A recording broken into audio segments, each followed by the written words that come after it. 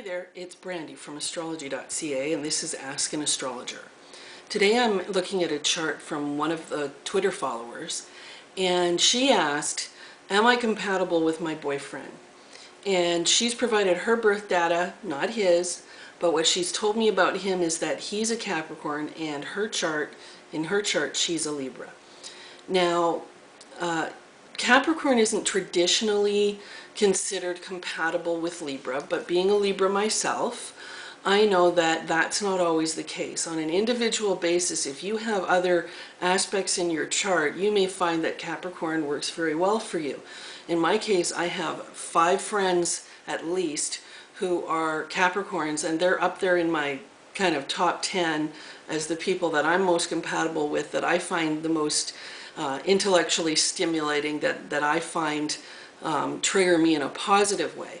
So it's not impossible for you and this guy to get along.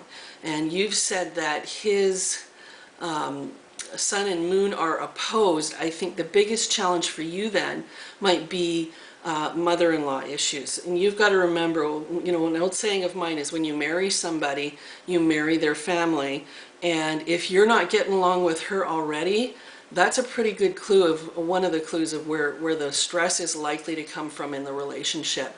And for you, it's going to be all about acceptance, because a really strong foundation in your chart is your Mars. You have Mars in Virgo, and it is involved in a pretty strong T-square with Uranus and Chiron, which indicates to me stress in relationships with men that are unusual in some respects, can be karmic in some respects, and have anger management issues. And so that is something that's very important for you to look at within yourself to kind of sort out and deal with in this lifetime.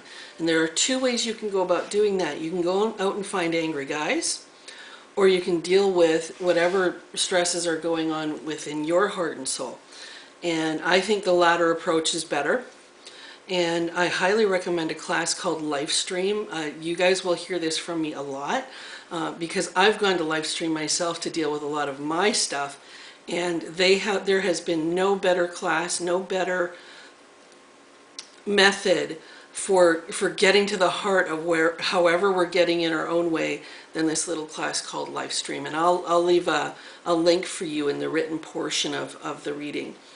Another thing that I'm seeing here for you, though, is you have a very nice trine between your sun, your moon, and your part of fortune. And your part of fortune is in the 5th house in Gemini, which means you're probably going to want to have lots of kids.